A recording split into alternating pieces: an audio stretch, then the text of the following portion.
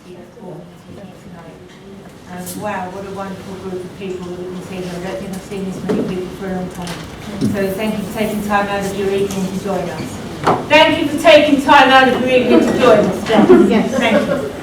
So I would just like to start our meeting by acknowledging that we live, work, learn and play on the ancestral, unceded territory of the Sauk people. I would like to call a motion that we appoint the Secretary Treasurer for this evening for our very own Adrian Johnson here in the absence of Sterling Olsen. I've done this for a while. Okay, question period. I'd like to open up the floor to anybody who would like to question the agenda. Gladys, you're up. Followed by this gentleman here with the handsome head. Another issue is a comment more than anything else, and it is that I am disappointed that our provincial government has left the issue of vaccine mandates in your hands at this time. I'm disappointed with our government that that has happened, and I have spoken directly with Minister Sandhu about it. However, it has been left in your hands. And at this point, you have a proposal in your agenda to direct it back to Bonnie Henry. But what if that motion doesn't pass? Or what if Dr. Bonnie Henry doesn't take action? Okay, Gladys, thank you. I'm done. There has been lots of meetings. I'll speak to the last point and we'll work back, because fortunately for us, we've got Adrian here tonight. There were lots of conversations last week with board chairs, superintendents, and secretary treasurers who met in Vancouver. We met with the Minister of Education.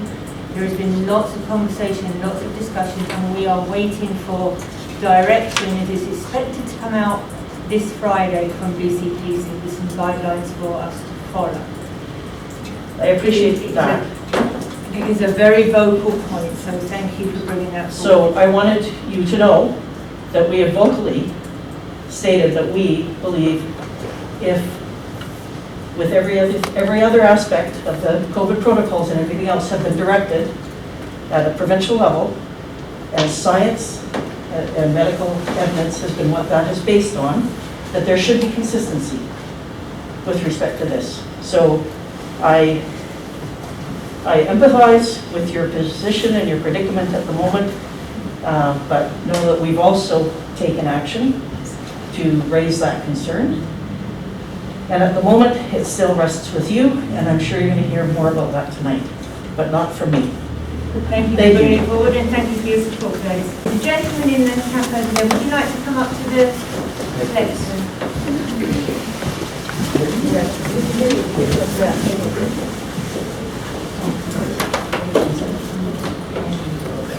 My name is Randy, and first off, I'd like to just thank you for promoting unity, and would like to continue that. I just wanted to ask how everybody's doing today, and that I wanted to deliver some papers to each of the board members, and it's on behalf of Action for Canada. And if you don't mind, I'd just like to name of who I'm going to pass it to so that I have record of that.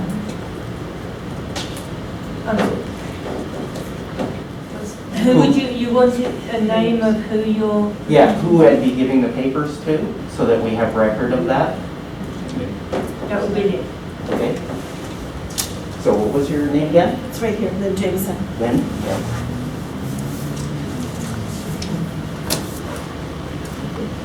So I just want to make sure that that will get to each of the board members, the different orange envelopes, as well as all the papers that are there, which are for some concerned parents of the children, as well as some concerned citizens in the area. And we want to make sure that you get that and that you have a look at it. And just want to make sure that you know that basically that makes you guys liable if anything happens to anybody with the vaccines. And if you please consider that very seriously and consider it to be something that a lot of people are very concerned about. the body autonomy and their freedom to have that choice. So that's all I have to say. Thank you. Thanks for bringing that forward, and we appreciate you coming out tonight. Thank you so much. Do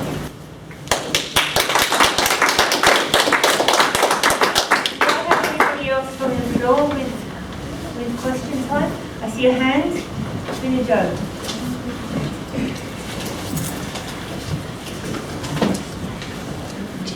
Bonsoir, hello, Wade. I'll speak in English. I would like to know, how will the board respond to the many letters that have bringing teachers' concerns forward regarding parent-teacher-student conferences, as per the letters in the package? So we're looking for some kind of a response from the board for clarity moving forward. Okay, thank you for bringing that forward, Vinnie Joe. Yes, we've received a lot of letters from teachers across the district, but we do understand that this matter is under grievance, which puts us in a position that we're not able to discuss this at this meeting tonight. But we will follow up with you.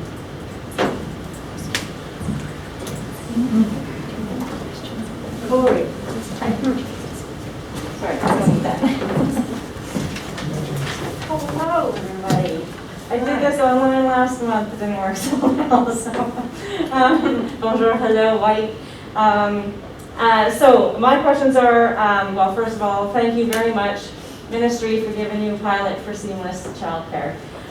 Very excited. It wasn't official until this week, and I'm one of those who are very happy about it. What I'd like you to remember going through with this is that the ministry has told that it's at no cost to boards. I like to be able to have conversations on that, but I ask that you ask all the proper questions that we don't want as the cost to the board. And that, there have been people already working on this as part of their portfolio. It's fine, but that takes away from the work of other things. Not saying that this isn't important work. I already said I am impressed with the idea. So I hope that you push the ministry and ask for more money if that's what's needed, etc. And I will be more than happy to help you with that. On the similar vein, with I don't know if it's a mandate, so I keep using that word and it may not be, but ministry putting on putting that ventilation issues, so HVACs, the MERV 13 upgrades, HEPA filters in every classroom, those kind of moments. I know Archie's doing a wonderful job with the facilities and everything, but it means money.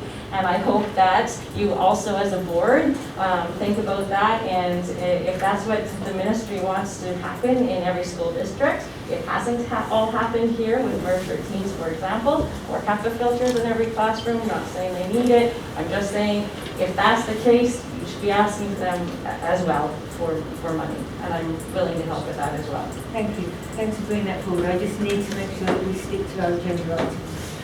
Well, Archie's talking about facilities and is talking about HVAC, so this does actually fit. Thank you. Any questions from the floor?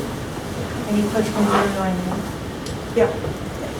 Thanks, Chair Acton. My email was quite busy today, actually.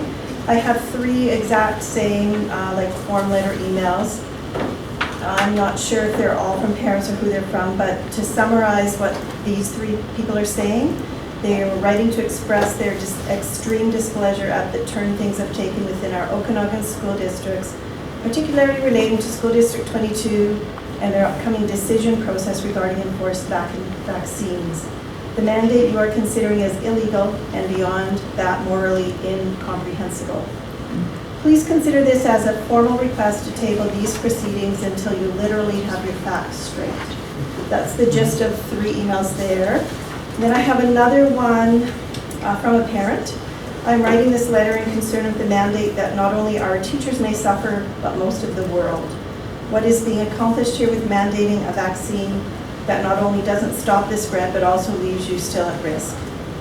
I believe that not only teachers, but other individuals should be able to decide what their risks are and trust that they can make a healthy decision for themselves. Then I have another one that's a question.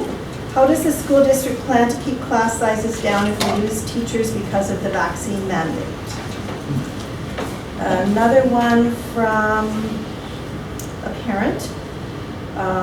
This parent has concerns that School District 22 is considering mandating vaccines for COVID-19 to teachers and support staff.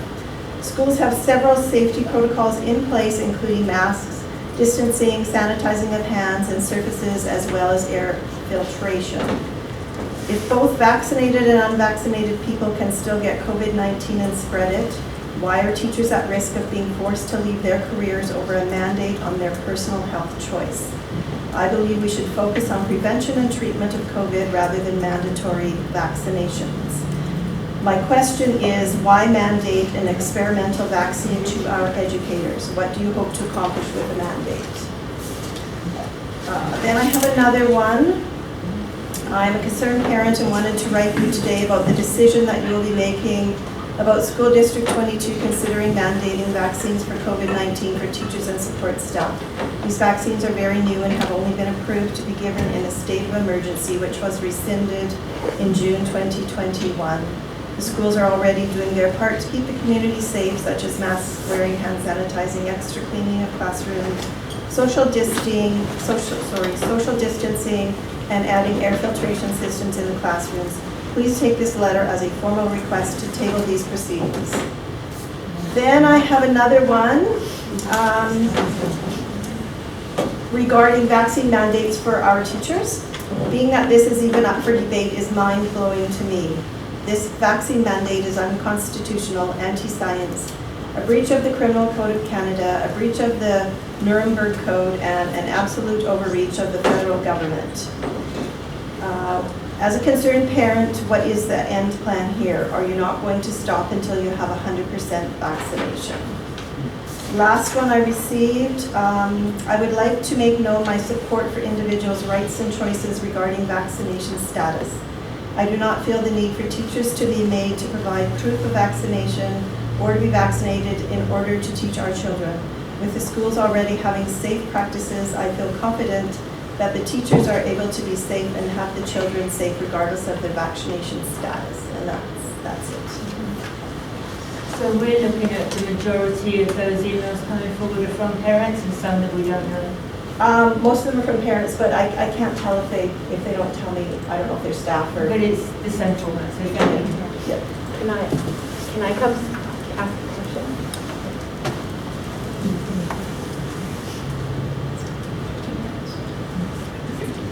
we've had our 15 minutes of question time. If you'd like to hold your questions, there'll be question time again at the end of the meeting. Perfect. Thank you. Okay, moving forward. The adoption of the minutes for This year in April, the ministry found some extra money and gave us around 2 SCP funds. And that was for the Of the Okanagan Association, where I am privileged to live, work, play, and raise my family. What a delight it has been to live here for the past 4 years. It's my pleasure this evening to share 3 highlights from the early learning report that I submitted last week. I want to take a few moments to chat about the CHEC, otherwise known as the Childhood Experiences Questionnaire. Families are the knowledge keepers of their children's experiences from birth until the time that they enter school. And we wanted to engage families in an opportunity to share those experiences with us. The more that we can learn about children and their experiences in the early years, the better we are able as a system to support children and families. And so, as I outlined in the report, I had reached out last year to UBC Human Early Learning Partnership and Dr. Elisa Almas, who's a faculty research associate, and they invited SD-22 to participate in the CHEC. It is a questionnaire that is currently being completed online by our families, parents and caregivers, for the kindergarten children. And it asks them a series of questions regarding their children's early years experiences that are linked to health, well-being, education, and various social outcomes. From this information, we will be able to engage in rich conversations. It allows us to have an individual report. It allows us to have a classroom report and also a school snapshot as well. And so we will engage in meaningful conversations with our kindergarten teachers, our school-based administrators, as well as our community partners as a whole, and investigate how we can move forward with improved programming and support for families and children as they join us in kindergarten. Our current completion rate is sitting around 52%. We are all working so hard to get families online and participating in the check. The window for that closes November 1st, so we have about another week and a half. The second area I wanted to highlight for you from the report was our literacy intervention program, which I know you are all familiar with. We currently have 5 full-time equivalent positions spread across 6 teachers. That may impact our ability to adhere to budgets on a future basis. So in terms of what we know so far, essentially at September 30th, we're only 1 month into the school year, so there's still the vast majority of expenditure to happen over the course of the year. Announced a vaccine mandate for government employees. This did not include the K-12 sector.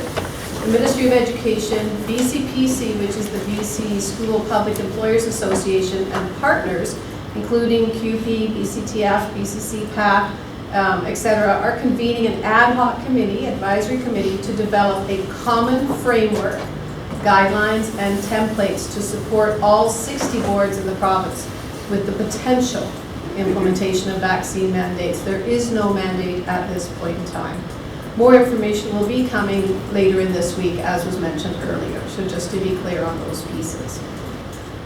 Chair Acton and myself had a conversation with Interior Health earlier today, so these are some local things that we do know to bring you up to date.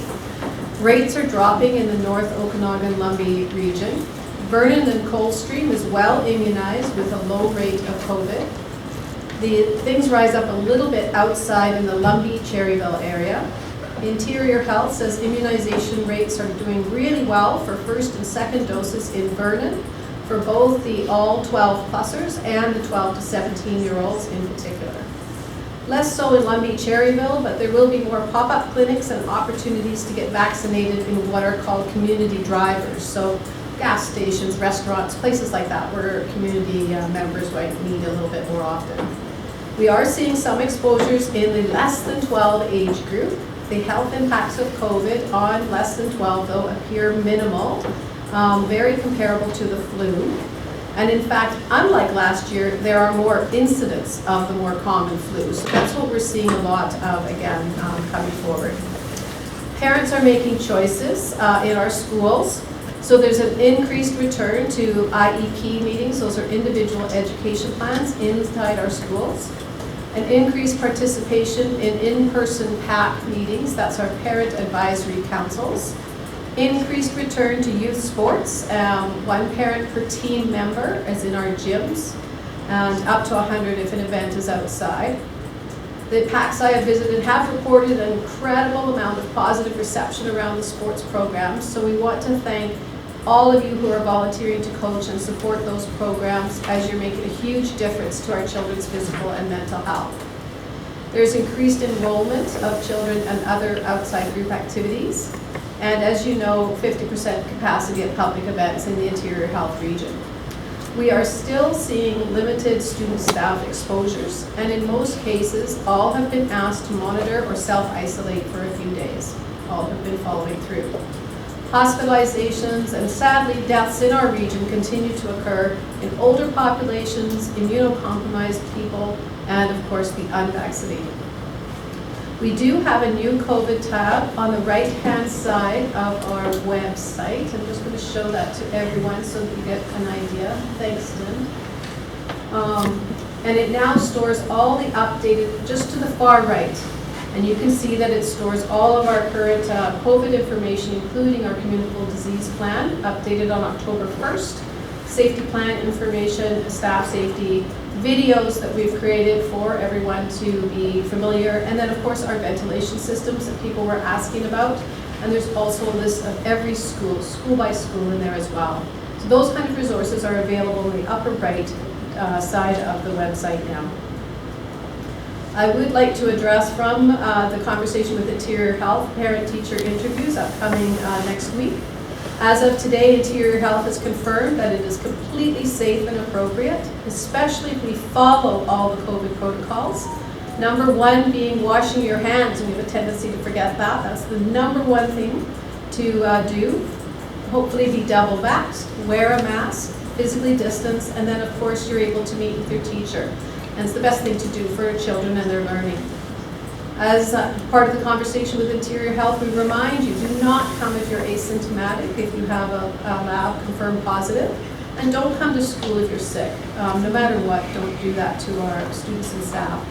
Other than that, Interior Health says, go for it, have fun, and find out how your children are doing.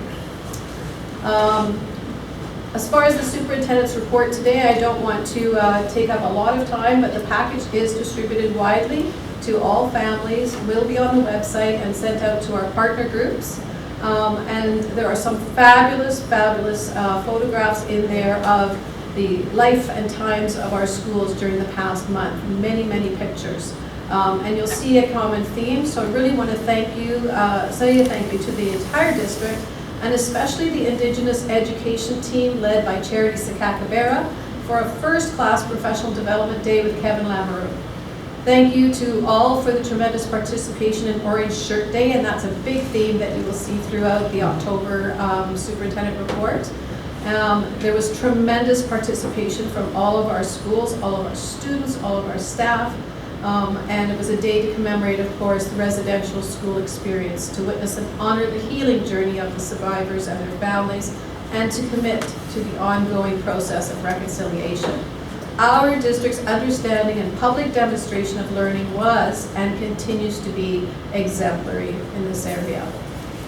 Moving forward to the rest of October, want to acknowledge that October has many, many celebrations and acknowledgements.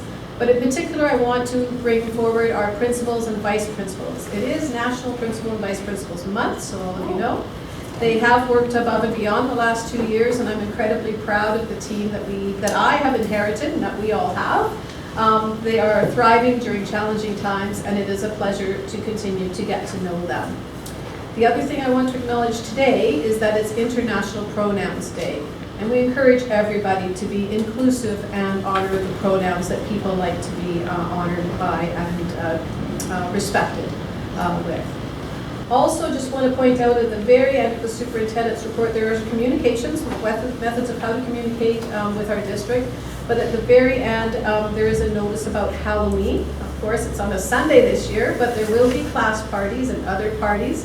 And I just want to remind you to not bring anything too scary to our elementary schools for the little ones, because that can be a terrifying moment for them if they see something really scary at school, and we want them to know that school is a loving, kind, safe place. And we remind everybody to be very culturally sensitive as we move forward with our costume choices and so on. So thank you. That's just a brief verge of both of those items, Chair Acton. Thank you, Superintendent Perkins. Any questions from the board? Thank you, Lynn. Trustee Lindy? From the board, thank you. Okay, so we now move on to 10.2, proof of COVID vaccination. Trustee Lee? Yes, do you wish me to speak to this before we have a seconder?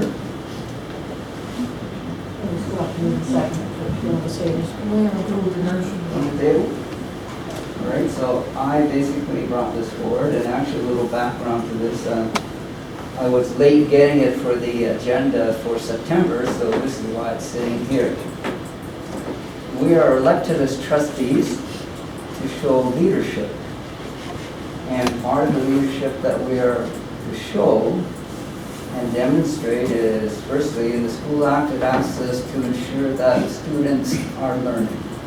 But incumbent with that, and inherent before we get there, is a safe working environment for our children and for our staff. For the last 18 to 20 months, we have followed very closely what PHO has given to us, the province, etc. And I will clearly say right now, I am bitterly disappointed that our Premier and our provincial government, along with Dr. Bonnie Henry, has, in my opinion, dropped the ball on this one and has thrown it back into our laps. I believe the Premier has said, since we are elected officials, it is our responsibility because it is part of a contract. He has only spoken part of that information. In reality, there are two contracts that are there. There's a provincial contract for our teachers, which covers all the major areas, of which I believe COVID would be one of them because it affects the whole world. And there's a local contract, which deals basically, and I don't want to belittle the term, the small potatoes that go within the local area that we deal with. That is our territory. So in that sense, he is correct. We are elected to deal with the local matters, but he has thrown this one upon our laps. Now, as a trustee, it is my responsibility, as I said, to make certain that we provide an environment for our kids to learn to the best of their ability. But incumbent upon that is also a safe environment for our children and also for our staff and any other public members that come through.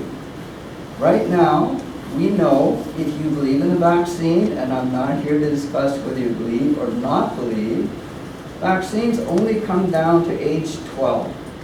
We have more than a dozen schools which are elementary schools. The majority of those children there are under age 12. Therefore, at this point in time, they are not vaccinated.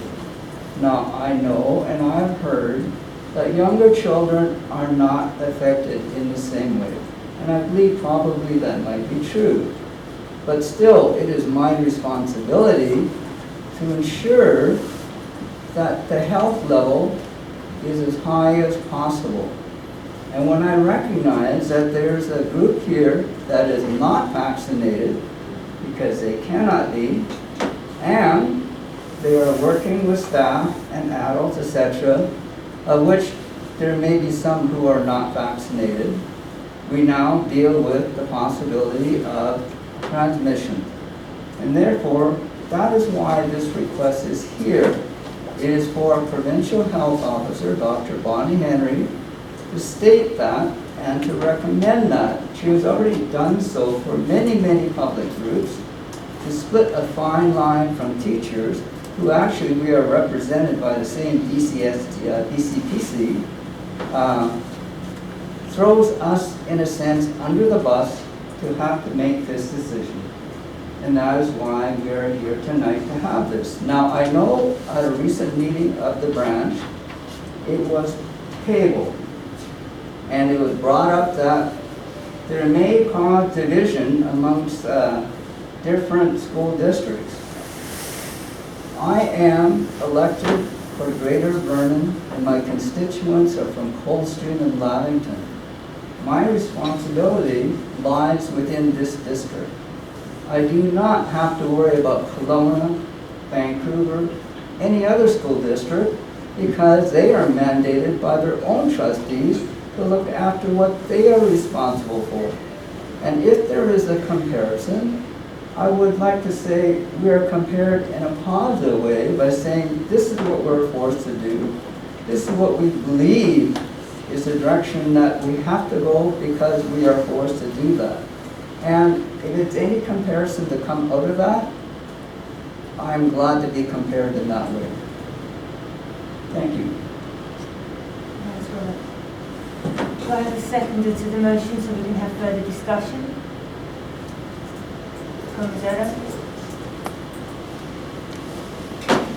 So thank you, Robert, for bringing this forward. As I said earlier, I was at a board chair, superintendents and secretary treasurer meeting in Vancouver last week where this conversation came up. This conversation came up with a lot of discussion. Where we sit right now is, as Superintendent Perkins said, there is not a mandate outside of the healthcare system. That doesn't mean to say there isn't an expectation that public office is going to follow suit and do due diligence to their communities. With that in mind, we will obviously be having to have discussion. I would encourage the board to slow the pace. I would encourage the board to get all the information that we need as it comes out from DCPC on Friday. There is an advisory group working on what they think is going to be beneficial for the 60 districts. As Trustee Lee says, we are here to represent 22. And we do that with whistles and bells. We're very proud of our community. But it's very difficult for all of the districts if there isn't a general guideline. For 20 months we've been following PHO direction, now we have no direction. We're not doctors, we're not scientists, and we're having to follow protocols and procedures based upon the information that we can gather. So I would just implore the board to slow down the pace, don't make a decision until we have all the information in place.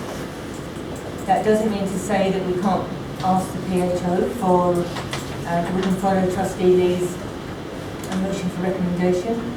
Hearing what I heard last week at that meeting, I do not anticipate the PHO making such a decision, but you never know. We can just move forward as we do as a team.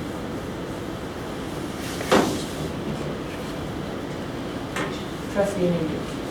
Yeah, so for myself, I totally agree with what you're saying, and I would actually rather have this motion say staff and visitors of all school districts show proof of vaccination in order to access, for COVID protection.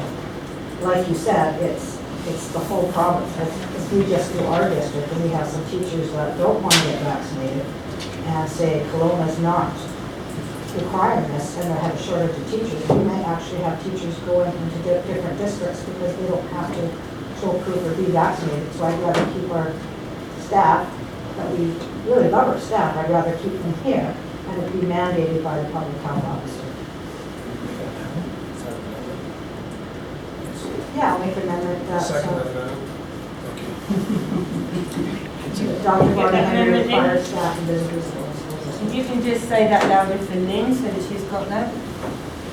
That's the request of public health officer, Dr. Barney Henry, to require staff of all school districts to show proof of COVID vaccination. Staff and visitors, sorry. Must become zero. I also think that this should go back to the PHO. We've been told for so long that we are to hold the line and to listen to the direction, and the information that the province has been gathering has been slow in coming out to us, often coming out at the same time as the press releases. So we don't have the information to make that as an informed decision, and we definitely need to wait until we get this direction from BC CPAC before we can actually debate about any sort of mandate, because we don't have that information yet, and we've got the same information that the general public has, and that's not enough to make a decision of this magnitude. And it's BCPC. Sorry, BCPC. That's where the guidelines come. Hopefully the guidelines will come. Which one did I say? BCD. Oh. Yeah, I'd also like to reiterate that at the branch meeting, BCPC actually quoted, said, "Don't rush, we will get information to you." So. Trustee Olson. Yeah, I've long advocated for employment rights and human rights, and as an employer, we have an obligation to provide a safe work environment for employees. That's the law. School Act, we have to provide a safe place for students. And I can understand why the government backed off on this, because there's overlapping jurisdictions. There's different players in this. It's a difficult balancing act, and we've got WorkSafe, we've got the Health Authority, we've got the School Act, all this coming into play for something we've never faced. It's very difficult. It's very difficult, but we have to make a decision. However, I think the decision is towards this amended motion, which I think we should have voted on. On the amended motion, which puts it back into, which we followed all the way along, which is the Provincial Health Authority. I think that way they can override all the jurisdictions and cover that all off. And I think it makes sense to come from one position, one that's overseeing us all. We report to the provincial government. Our boards are from the School Act put in place because of the provincial government. So we need them to say, okay, here's what we're going to do. Like it or lump it, this is the direction. And we followed the Provincial Health Authority all along here. We've done this, the officer. I think we've done very good. I think we've done very good. It was never expected to be a zero caseload. It was always expected to be some form of infection. We've reduced it, we've limited it, we've done a very good job. And that's look, parents, teachers, everybody has done a great job. We're making it. We're making it. Quite frankly, I'm done with this thing. I think everybody here is done with it. But we're working. We still got to deal with it. We're still trying. I think that we should. I don't know if it's proper for me to table this motion, considering we have voted on the amendment. But I take it you're seconding Laurie's. I did second your motion. All in favour for the amendment? I'd like to table the motion until we can hear from the provincial. Do we have a second, Trustee Brewer? All those in favour of tabling the motion?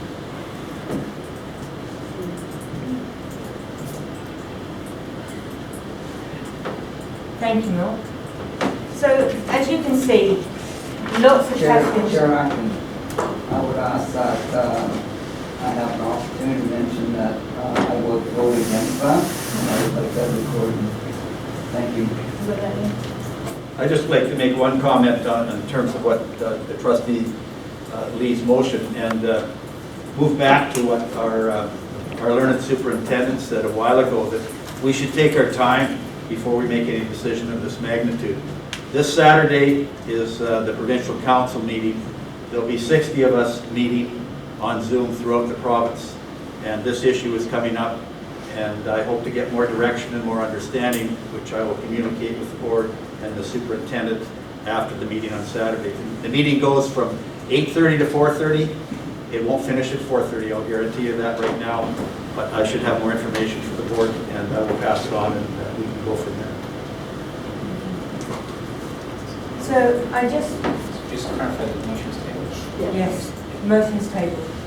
So I just want to say, as we finish up with this subject now, and I've said this many times, so much now that this has become my tagline, but COVID will change, it will come, it will go, as we've seen other viruses in the past.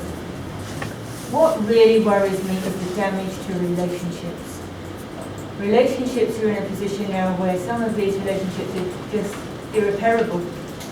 And I think as we move through with our decision and we're supporting our community, it's really important for us to remember that we're people behind this, and we're trying collectively to move forward for the benefit of all.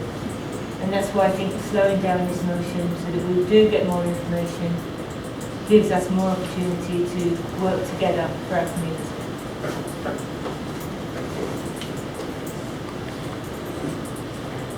Just one other comment, point of information, Superintendent Perkins, was not Minister Whiteside going to, or did she not say, I must have heard it on the news, that they were going to come up with an 8-point plan that districts could look at some point in time? BCPC. Is that true? Yes, part of the 6 points. 6 points? Yes, it's part of what's coming, the framework, guidelines, and the template. Thank you. Thank you. Okay, so moving on, point 11, notices of motion. As you know, trustees, you have 10 days before the write-in, which is okay. So, we are now looking at our annual board committees. For those of you who know what your committee does, I really would like to do a very quick round robin of what is out there, because we do have a new trustee who may not know what she's interested in sitting on for the next year. This is our final year of this term. It may be an opportunity for people to try something different, It may be an opportunity for trustees to join other trustees to chair a particular committee as a mentorship, or trustees being able to move forward should the existing trustee choose to move on, or may not be elected next time, who knows. So let's make sure that we have got a capacity in place that we can develop minds. So at the moment we have BC STA Provincial Council. That one will be elected when we do chair and vice chair, will it not? Yes. So we don't vote on that one tonight. Are all of these going to be the chair and vice chair, or Ms. Holden? The rest of them are appointed. So what I'm suggesting we do tonight is we look at these. If there's something that jumps out and hits you that you would really like to try, and if not, then we will give time to think about it, and at the next meeting come up with those remaining committees. Okay. So possibly Trustee Brewer, you can look over the menu here and make some suggestions what you'd like to do, if you choose. If you need more workload. Well, let's just go round quickly to say what our committees do. Thomasella, you start. All right, so the first one I'm listed on is the resolution committee, and that is the committee that works with the branch level, several other districts together with us, to present different motions to the provincial group of trustees and then to the province. So we're working on building the regulations and resolutions there. Policy committee, that is going through the existing policies that we have. To this point, we've been going through them in numerical order, but for this next year, we're going to be having to take a look at some of the more urgent ones, because I don't believe that we're going to get through them in the rest of this year, but that's an ongoing thing to make sure that we've got modern language and relevant policies. And Jen, just saying, when we were at that meeting last week, there were several districts who bring in an outside third party to help guide with that. Either they take on the policies, working with us, but that again is something we might look at consideration within our budget. Right. I've not needed to step in as the alternate on the Okanagan College Advisory Committee, as our rep Tom has been able to attend. And City of Vernon Climate Action, that committee is one that I've got a report on a little bit later. And that's also a monthly commitment regarding greenhouse gases and footprints and that sort of thing. The two main committees I'm on are the Provincial Council, which I stated before is 60 trustees from the 60 districts that meet twice a year, and various motions and discussions incur. So I've done that for the last 3 years, and I've made my presence felt, especially on transportation funding. The second committee that I'm sort of the chair of is the Okanagan College Committee, the advisory committee, which I've been on for the last 3 years. And then I'm kind of the assistant captain of a couple of other ones, the Transportation Appeals Committee and the Revenue Generation Committee. Thank you. Thank you. So then there's me. So I am the BCPC rep currently for the last 3 years for our district. This is a position that is, we meet typically, there's a 2-day symposium coming up in the next week. We meet in January. This last bargaining period, which we are now going into a new bargaining period, took a lot of time. So BCPC is a lot of demand on time for anybody who's interested in taking this, if they want to. But you've got to know that if you are in conflict for either the teachers or QP, to the BCTF or QP, you cannot sit as a representative on the BCPC. So that's that. And then the other one I sit on is the Okanagan Labour Relations Committee, which again is another teacher bargaining committee representing our local area, and I am the vice chair of that committee. and I'm an alternate on the policy committee, which I've never attended, was never had to attend for that one. And fortunately, I have not been needed as the chair of the Transportation Appeals Committee. Okay. I'm on the Indigenous Education Committee for the CSTA and the Indigenous Education Advisory Committee locally. Our first meeting of the year is scheduled for October 26th, so I'll have more to share at that point. But just to say as an update, the equity scan proposals and plan has been started to be implemented, so we're making some headway there. There's been movement on staffing with the ETA and the QP about agreeing to, I should say, for hiring more of First Nations employees to try to bring us more in line with our percentages. Right now, I think Indigenous youth is about 11% of our student population, and our employee reflecting that number is about 3%. So I think we have a lot of room there. We need to close that gap. The other thing is the Revenue Generation Committee, and we had a meeting last June, and we have yet to have a meeting this year due to some technical glitches with documentation. So as soon as we get that straightened out, we'll have a meeting.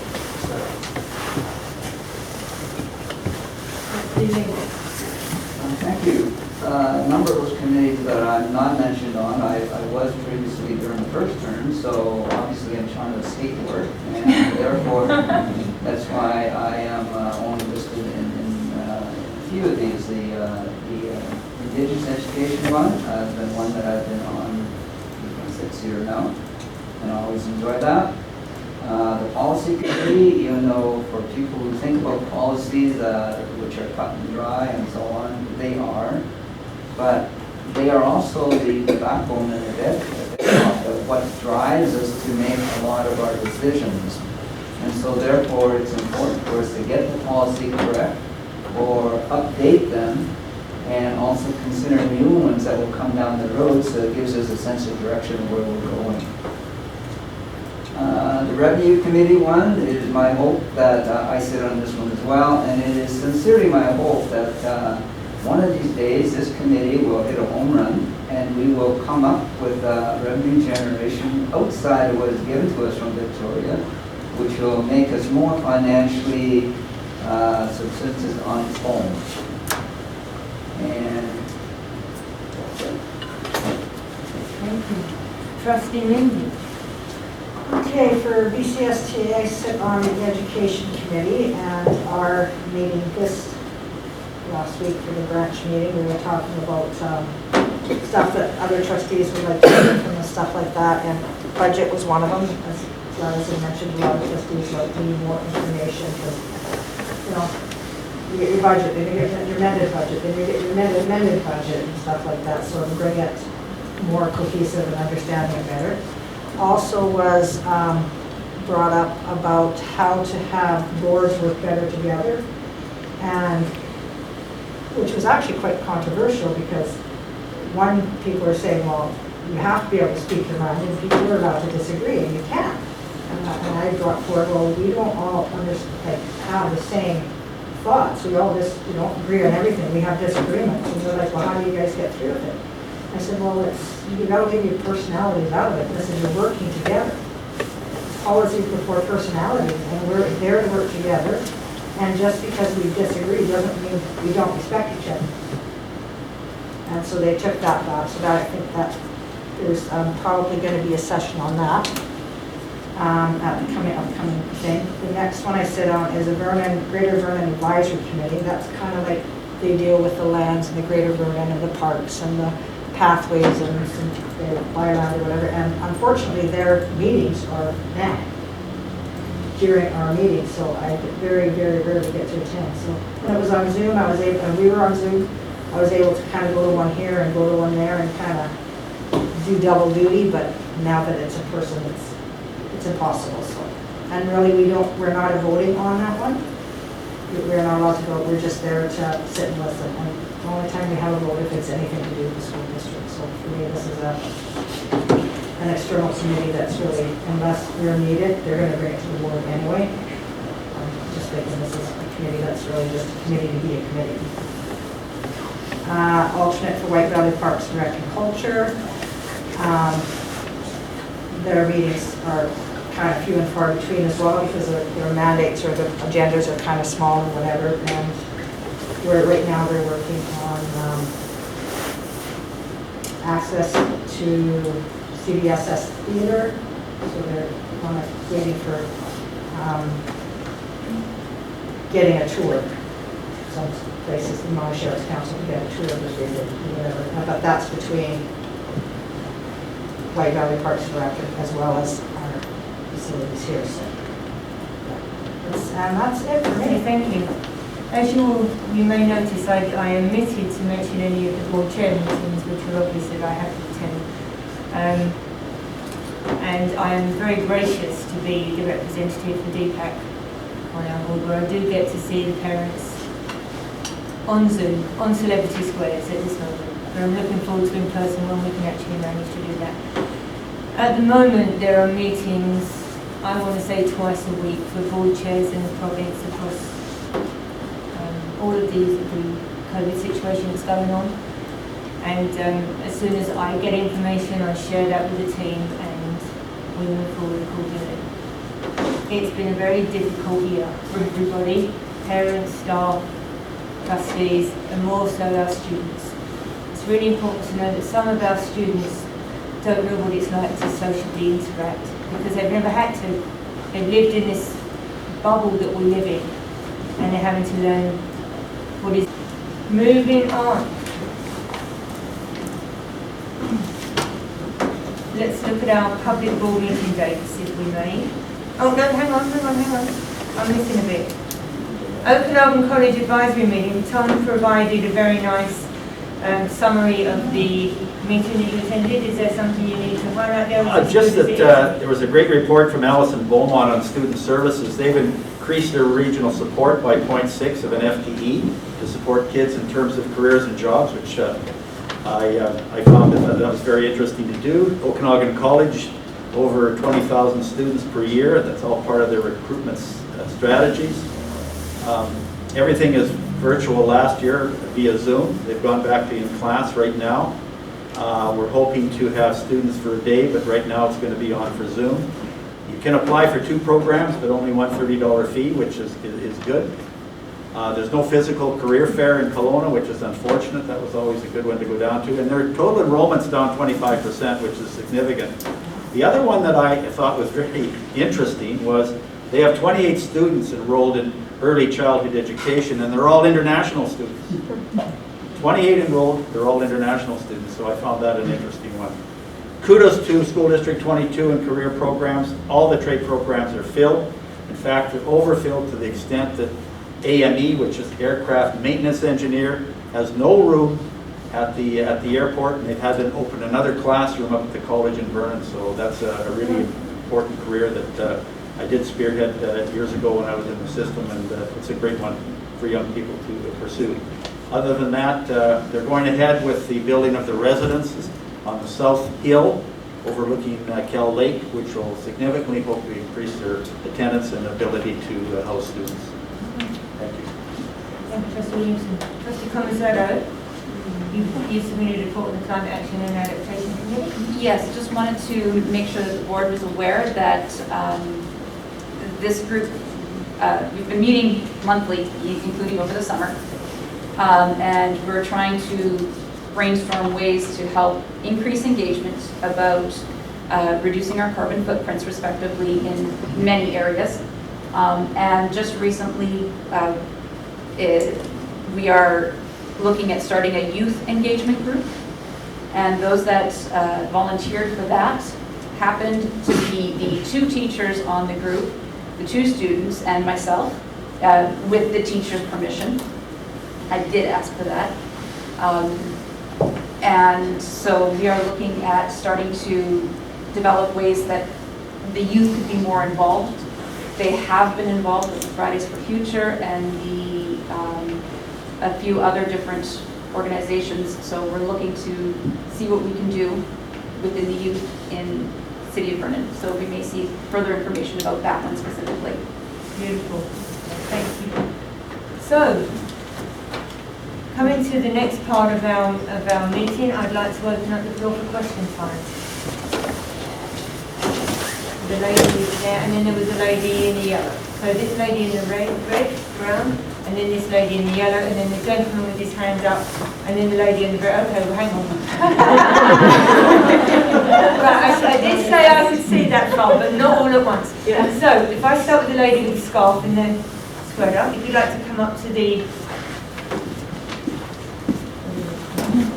podium. Thank you.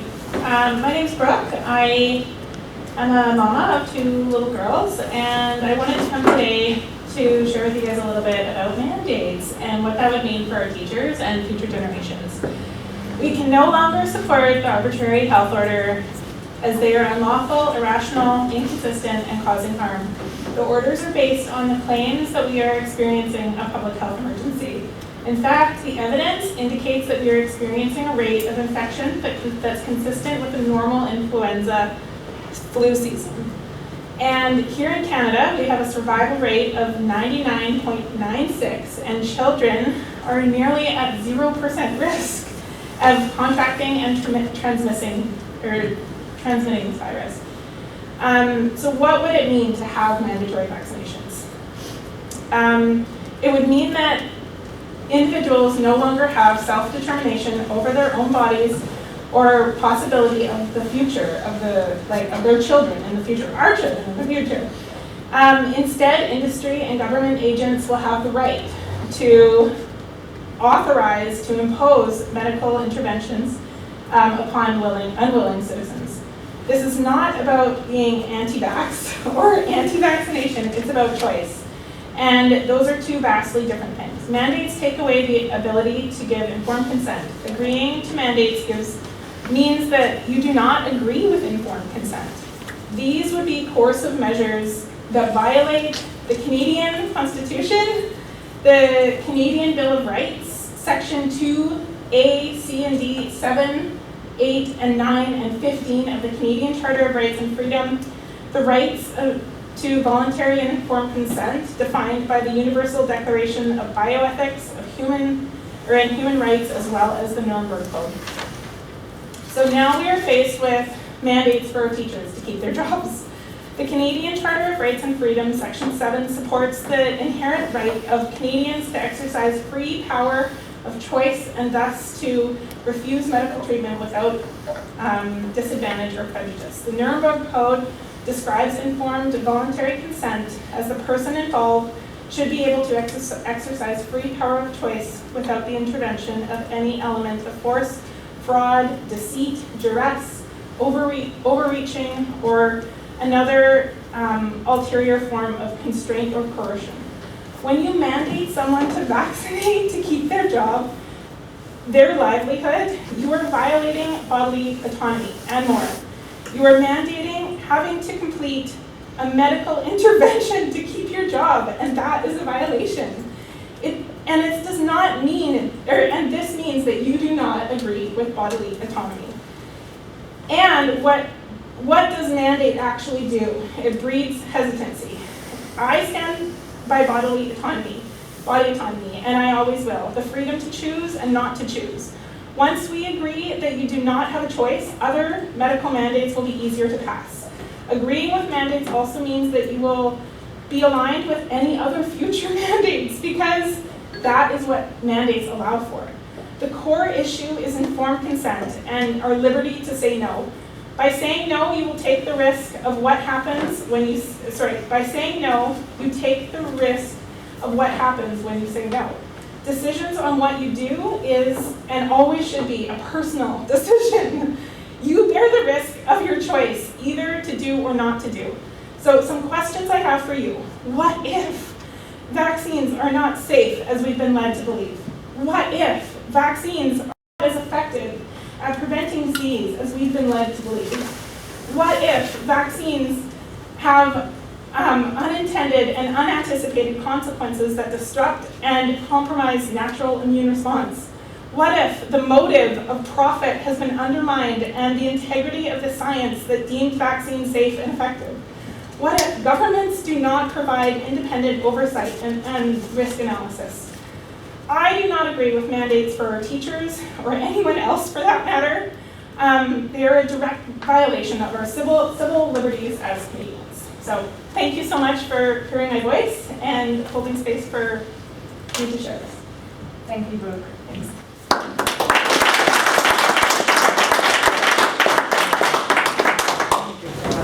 didn't want to interrupt. That was more of a presentation. Yeah, that's true. You know, so you keep to the question or the ask, because as you say, if you're coming as a presenter, then we'll be here all night if we're doing presentations. Absolutely. So thank you. We moved in the middle of last year, and your principals called us to say welcome and thank you. Like, welcomed us, made sure our kids, I have 4 kids, 10 to 18, 17, all in the school systems here, is unbelievably positive. It has been amazing. And there has been a value of unity, acceptance, diversity. I see more diversity here than where we came from. It is amazing. And so my question to you in your long day that you have as you discuss things, because it's going to be heated, how can we keep this value of unity?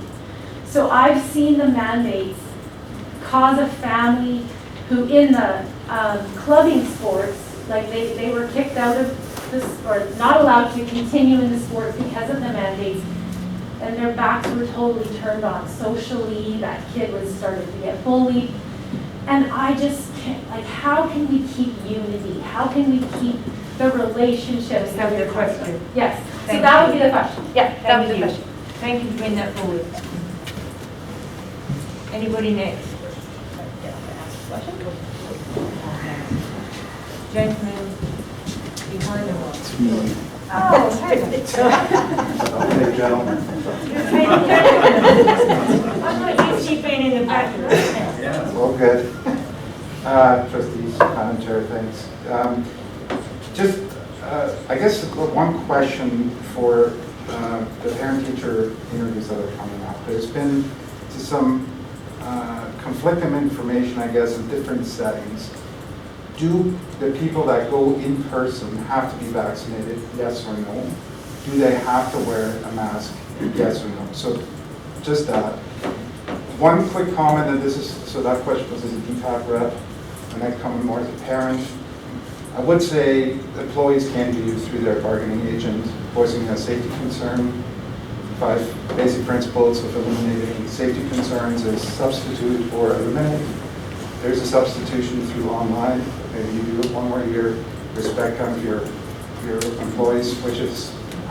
Again, that's my comment. As a parent, our family is choosing to respect that, and we're going to do it remotely. But if you could just clarify those 2 questions. Thank you, and that's something that you can answer. So the second part we can't get into because that's a current grievance. So we'll allow that. The first part, we would expect that everybody follows COVID protocols. So number 1 being washing your hands. Number 2, ideally being double vaxxed. It's a respectful way to enter a school. Wearing a mask, physically distancing, and then when they're able to meet the teacher, the best thing, of course, is to talk about children and learning, because that's the whole point of building a relationship in the first place. Do not come if you're asymptomatic. Do not come if you're sick. So it's about being respectful and honoring the health and well-being of everybody who's in the school. Our schools are safe. We don't want people coming if they are not sick. It's an expectation, not a requirement, right? It's an expectation from me, like the people would be very respectful and come in, be masked, hopefully be vaxxed. So just Right, but it's- we're not asking for passports. If somebody's There's no unvaccinated that passport comes in, do they get to go in, yes or no? Well, there's no passport being asked for. Does that answer your question? I think so. There's the answer. Thanks. Okay, I saw another hand, this lady here. Remember, not a presentation, that looks like an awful lot of paper. This is just data. Okay, can we ask more than one question? time per minute, because as long as we don't have other people, because we have 15 minutes, and if you used up, then you take someone else's space. Anyone else have questions? Okay. Talk fast. Okay. And then are you answering the questions after we, because you didn't answer the first one? We don't pretend to answer questions, we take the information, unless it's something like Dr. Perkins was able to answer at the time, because it's just specific to operations. Okay.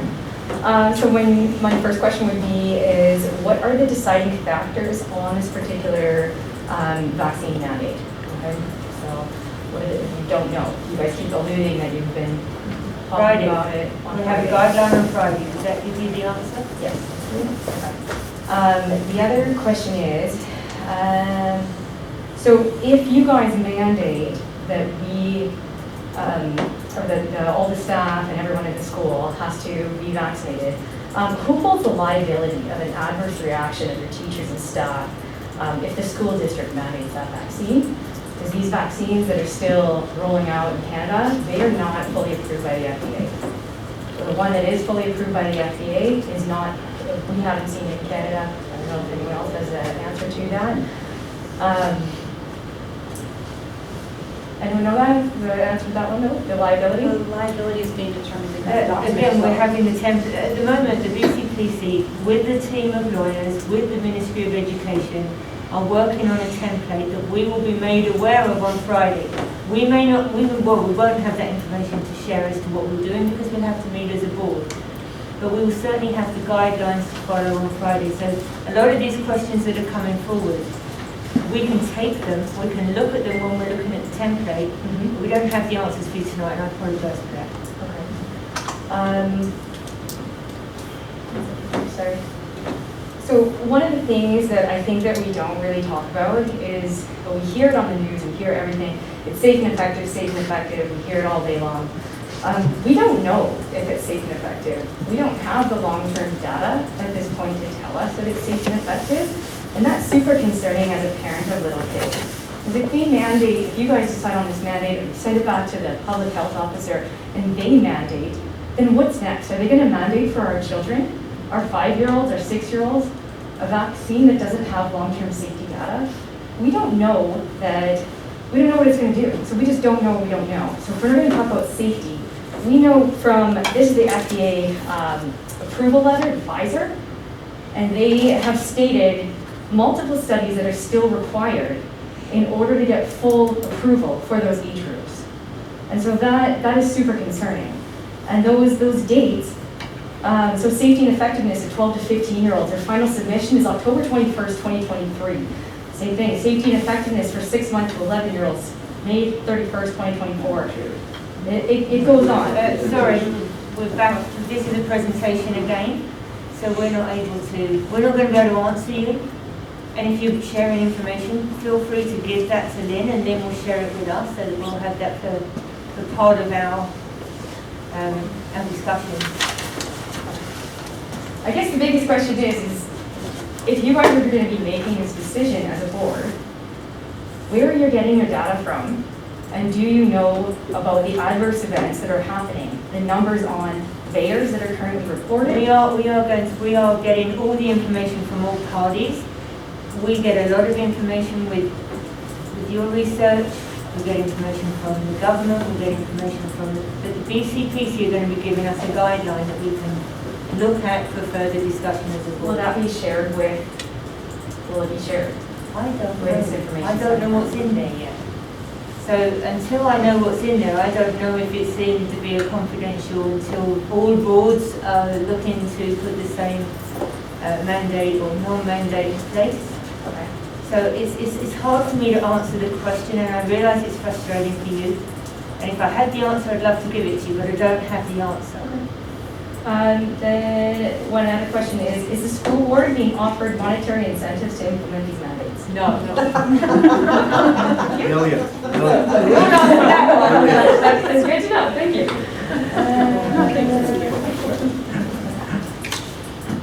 That's all I want to ask then. You can answer any of those. Thank you. Thank you.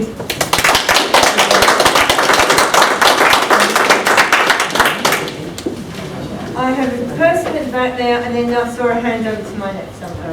And then, and I saw this lady here. You're after this lady in the blue, and then whoever's hand was on the left is after that. Hello. I just have two quick comments.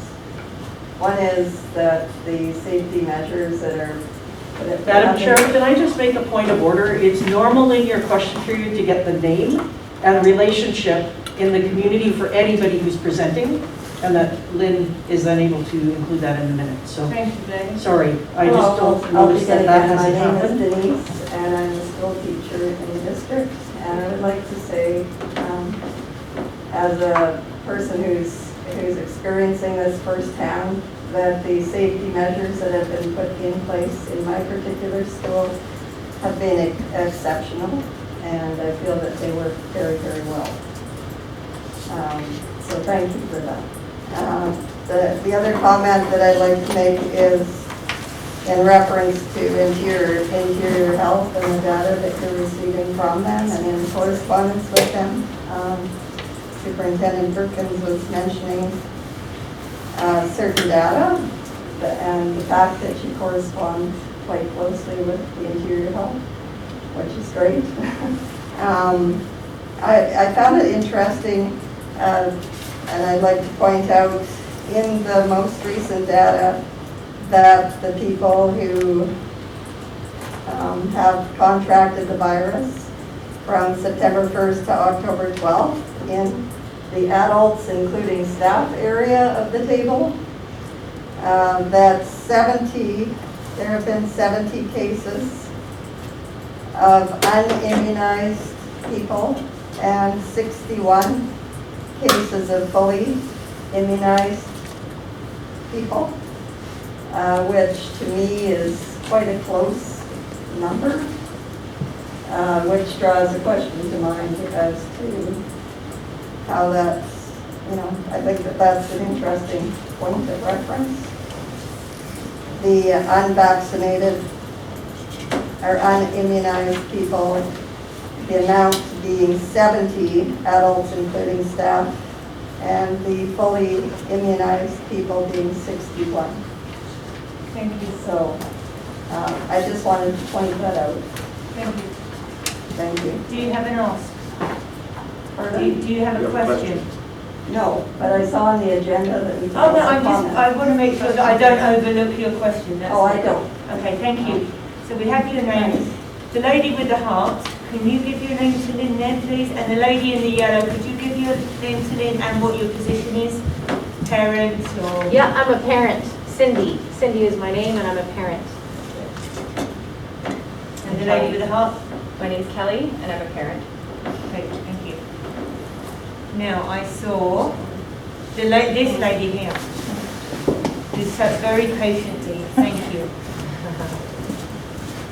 Thank you so much. My name is Kylie. I'm a parent and a DPAC rep at Wellington. I had a follow-up question to Phyllis' question about the parent-teacher conferences. So I heard earlier the comment that Interior Health has said that it's absolutely fine to have the in-person conferences if all of the protocols are followed. And I think we just heard that being double vaccinated is not a requirement. My question is what happens if a parent won't wear a mask? And my question is very specific. What I want to know is, can administrators turn parents away at the door, or can teachers refuse to meet in person? So I think I would answer this in two ways. One is, our hope is that everyone who goes to a parent-teacher interview would be extremely respectful